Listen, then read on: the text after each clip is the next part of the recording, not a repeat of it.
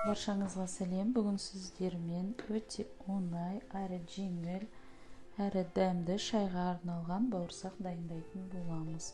Ол үшін айранымызды мен Нәтиже компаниясынан осындай айранды қолданамын. 2,5% міндетті түрде қоюлау болсын. Өйткені сұйықтау болып кетсе, қамырымыз тығыздау болып кетеді. Себебі оны көбірек қосу керек болады. Сол үшін осындай Нәтиже компаниясынан айранды қолданатын боламыз. 200 грамды қаймақтың ыдысына құйып аламын. Кейін осылай осы ыдыстан, себебі мөлшерін білетін боламын. Құйып алып, кейін 2 жұмыртқамызды қосамыз. Қымай осылайша жарып аламын.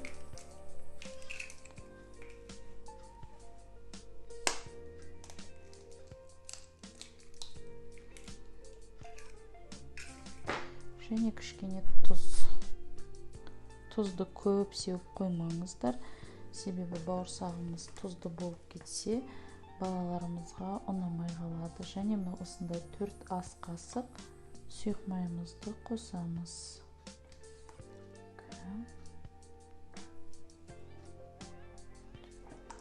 Майымызды аямаймыз, себебі осы сұйық майдың арқасында бауырсағымыз өте жұмсақ, мынандай пончик сияқты әдемі үлпілдеп пісіп шығады. Енді осылайша араластырамыз. Мен қопсытқышты кішкене кейіннен қосамын. Бірден қоса қоймаймын. Кішкене ұнды қосып барып, қопсытқышымызды қосатын боламыз. Айтпақшы айта кетейін дегенім, ұнды мен көз мөлшерімен салатын боламын. Бұл жерде міндетті түрде құрамында жаңағыдай осындай 200 грамм немесе 400 грамм 1 килограмм әдейілеп мен көрген емеспін қанша керек, өйткені менде шыны керек весы жоқ. Осылайша көз мөлшерімен дайындайтын боламыз. Бір пачка осындай қопсытқышты қостым. 10 граммдық доктор Откер. Сосын тағы бір айта кететінім, қыздар, міндетті түрде доктор Откерді қолдансаңыздар, осы фирма өте жақсы, бауырсақтар жақсы көтеріліп, арасы да керемет жақсы пісіп шығады. Мінекей көрдіңіздер ме? Әлі де сұйықтау қамырымыз. Сол үшін көз мөлшермен өздеріңіз сезініп, кішкене қолымызға жабысатын болады. Сол кезде ұнымызды қосып, барлығы дұрыс болып шығады. Көбірек те ұн қосу керек болады. Шамасы, енді мен білмеймін, шамасы мүмкін 500 граммдай ма. Сондай болып қалуы мүмкін. Өзім қарап отырамын. Ұнайды деген кезде қолмен илей бастаймын. Барлықтарыңыз қазір ойлап қалуларыңыз мүмкін. Шанышқымен ешкім жаңағыдай бауырсақты илемейді екен, жан-жағына төгеді екен. Я дәл осылай дайындайтын боламыз, бірақ ең бастысы үйде өзіміз қалай үйрендік, солай дайындай береміз. Ендігі менің ойымша қазір кішкене тағы ұнды қосып, қолмен илей бастауға болады. Өте жұмсақ қылдыру керек, себебі бауырсағымыз, жаңағы айта кеттім ғой, пончик сияқты жұмсақ үлпілдек болып шығады. Осы бауырсақты менің балаларым, балапандарым өте қатты жақсы көреді. Мен жиі дайындап отырамын шайға. Және де тағы бір айта кететінім, бұл жерде дрожжи жоқ құрамында, сол себепті ас қазанымызға жеңіл болып келеді. Мен өзімде осы бауырсақты жақсы көремін.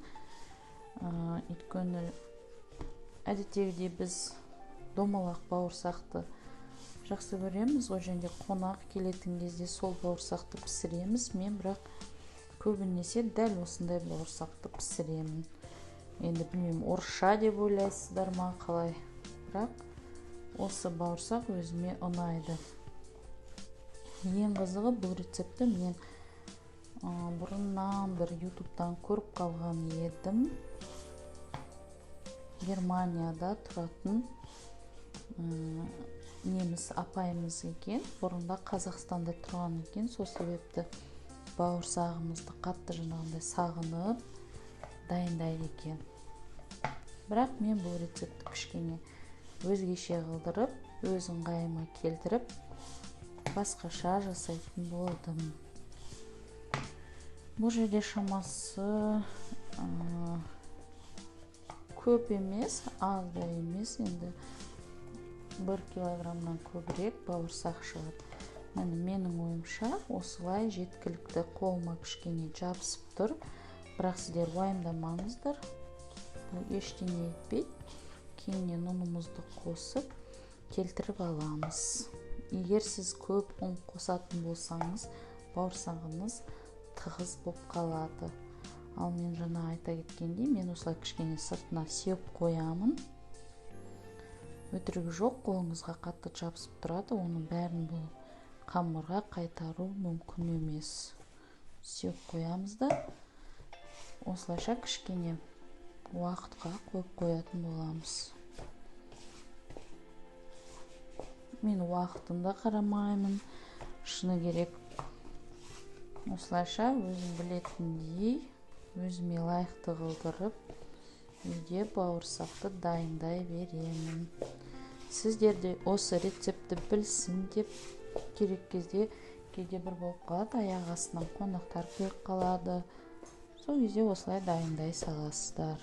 Сіздерге ұнайды деп ойлаймын.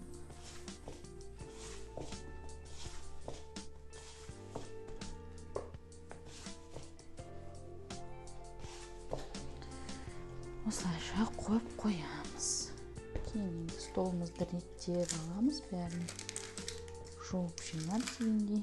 Керек емес заттарымызды алып, қамырымызды жаятын боламыз.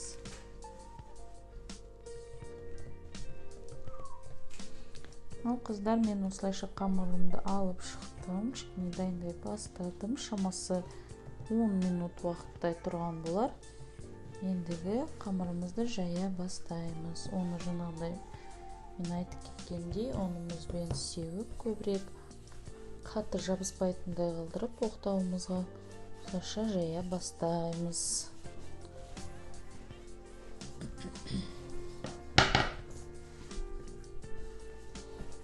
Қамырымыздың қалыңдығы шамасы 1 сантиметр деп білем. Мен жаңа айтып кеткендей, мен бәрін көз мөлшерімен өзіме қалай дұрыс деп, сол кезде өзім жаңағыдай турайда бастаймын.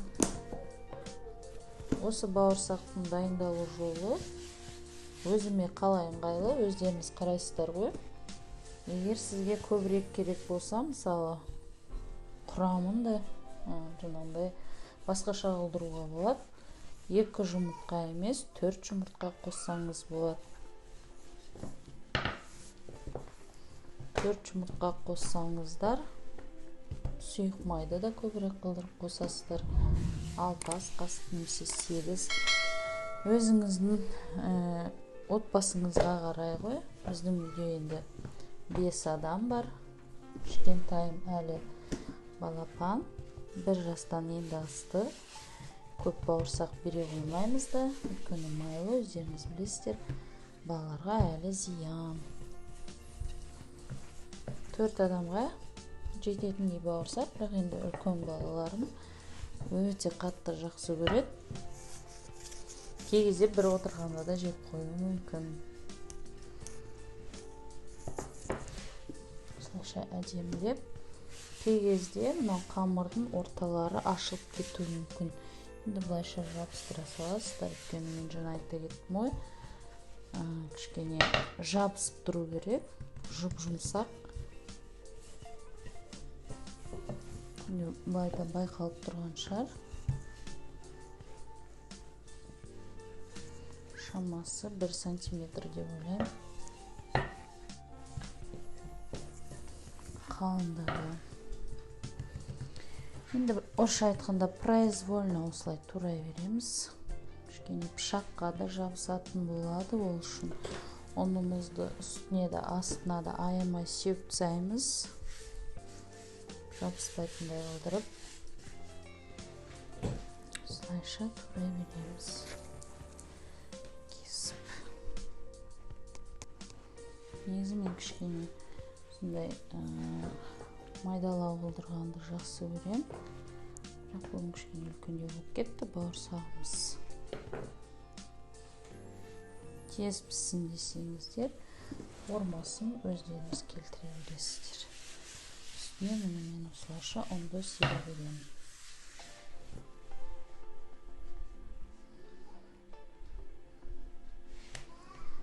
Кішкене жабысқан болып тұр.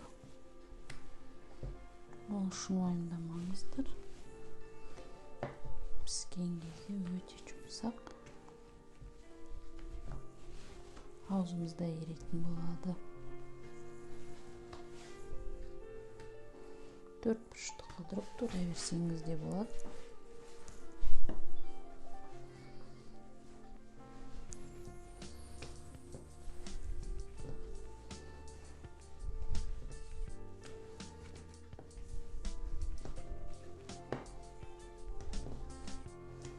Аударып қоямын, себебі ұнның бәрін жоғарғы бетіне сеуіп қойған болғанмын.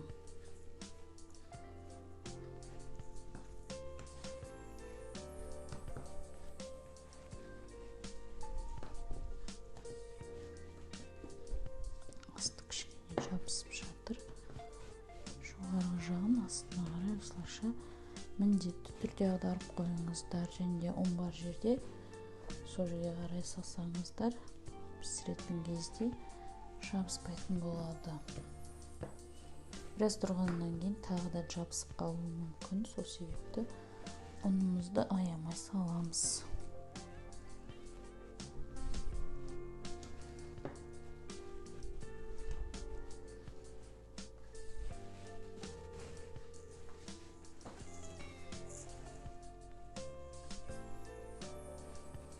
Өте жеңіл жасалатын бауырсақ, тез дайын болатын, уақытымызды да алмайтын деуге болады.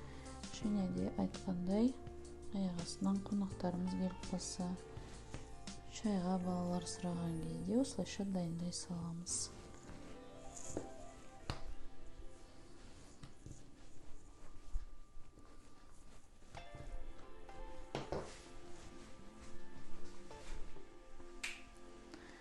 Осылайша қыздар бауырсағымызды пісіре бастаймыз. Майымыз дайын, қызды, әбден қызғанып күтесіздер.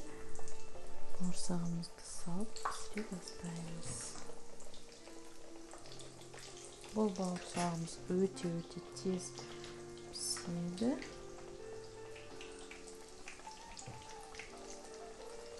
Қызарғанын өздеріңіз байқайсыздар. Мен кішкене ақ қылдырып пісіремін.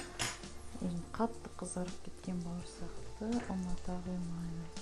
Мына жерде бір бауырсағымыз қатты қызарып кетті.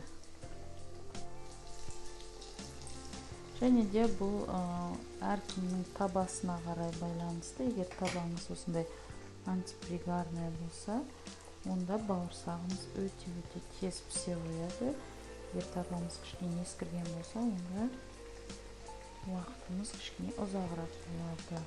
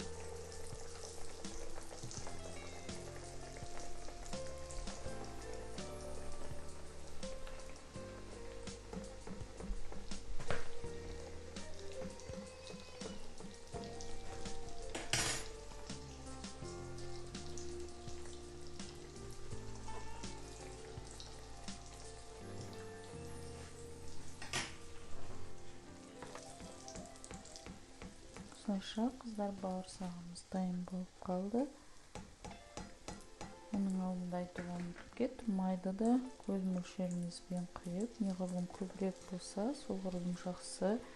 Менде бүгін тоңазытқышта өзі сұйық маймаз болып қапты, сол себепті кішкене күйіңкіреп жатыр. Плитамыздың температурасын өздеріңіз қадағалап дұрыстап алыңыздар. Барлық нәрсе негізі плитамызға, техникамызға байланысты, табамызға. Мен негізі көбірек сұйық май құйып, сол кезде ақ әдемі болып шығады, кішкене күйіңкіреп жатыр. Күйген бауырсағымызды папамыз жей салады.